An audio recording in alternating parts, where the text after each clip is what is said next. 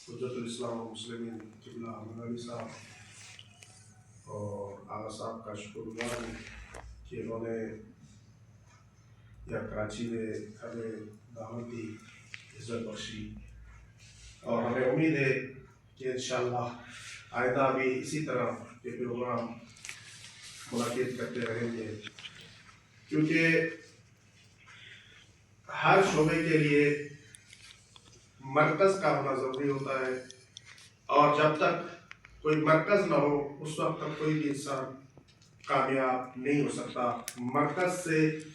رابطہ ضروری ہوتا ہے۔ ہمارے صوبہ سندھ اور بلوچستان کا خاص طور پہ مرکز ہے کراچی، تو کراچی سے ہی آواز اٹھے گی، اور اس سے اوپر اسلام آباد۔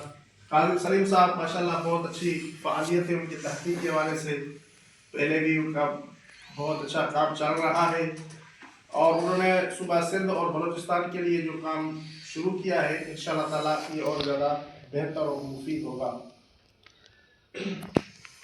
تقریباً 2023 میں قاضی سلیم صاحب نے اسلام آباد میں ایک ورکشاپ رکھی تھی محققین کے لیے، مترجمین کے لیے، وہاں پہ بھی 7 موضوعاتی شرکت کی توفیق ہوئی،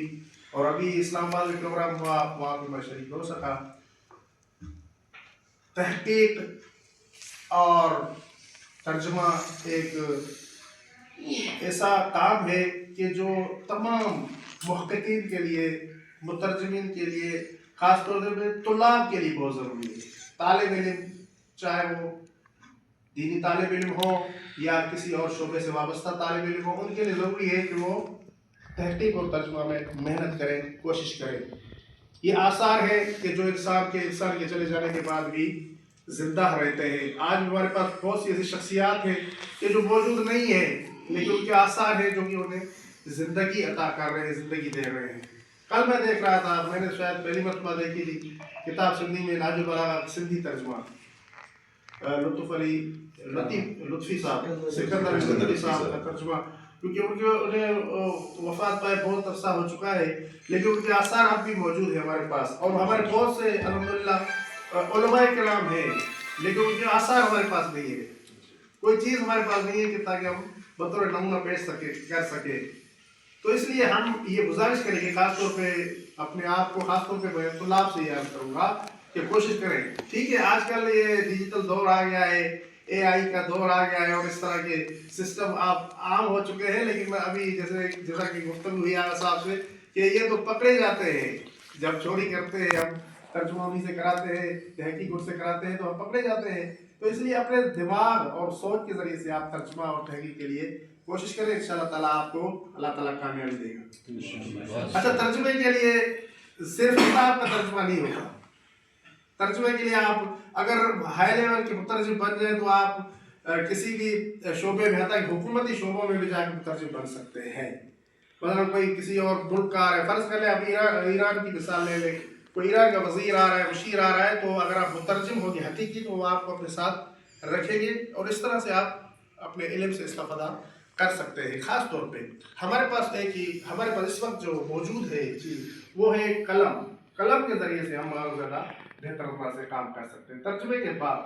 تحقیق کا مرحلہ آتا ہے، اور تحقیق میں اگر آپ آگے نکل گئے تو ماشاءاللہ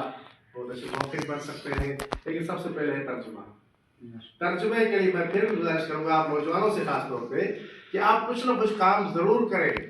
اور آج کل تحقیق کی بہت اہمیت ہے، اور آغا دانش نے کل ایک بات کی، بہت اچھی بات کہ کسی نے کہا کہ آغا اب تو وہ دور نہیں رہا، لوگ کتابیں نہیں پڑھتے، آج کل کتابیں پڑھنے والے لوگ موجود نہیں ہیں ہمارے پاس، تو ہم کیا کریں؟ کتابیں پڑھتے نہیں، حوصلہ افزائی نہیں ہوتی، حوصلہ شکنی ہو جاتی ہے۔ تو آغا نے کہا کہ زمانہ تبدیل ہوتا رہتا ہے، پھرتا رہتا ہے، تو آج اگر کتاب پڑھنے والے نہیں ہیں، کل ایسا دور آئے گا کہ کتاب پڑھنے والے پیدا ہو جائیں گے اور آپ کی کتابوں سے استفادہ کریں گے۔ اور سب سے بڑی بات یہ ہے، جیسا کہ آغا صاحب نے بیان کیا، آپ سب جانتے ہیں یونیورسٹیوں میں آج کل بھی کتابوں سے استفادہ کیا جاتا ہے۔ آپ حوالہ دیں گے تو آپ نیٹ میں حوالہ نہیں دے سکتے، آپ موبائل کا حوالہ نہیں دے سکتے، آپ کتاب کا حوالہ دے سکتے ہیں، آپ کے پاس نوٹ کر سکتے ہیں۔ اس لیے میرے عزیز دوستوں، نوجوانوں، کوشش کریں ترجمے کے لیے، تحقیق کے لیے کام کریں، دماغ سے استفادہ کریں۔ آپ دماغ میں اتنا مواد ہے کہ آپ اس کے ذریعے سے دوسروں کی زندگیاں بہتر کر سکتے ہیں۔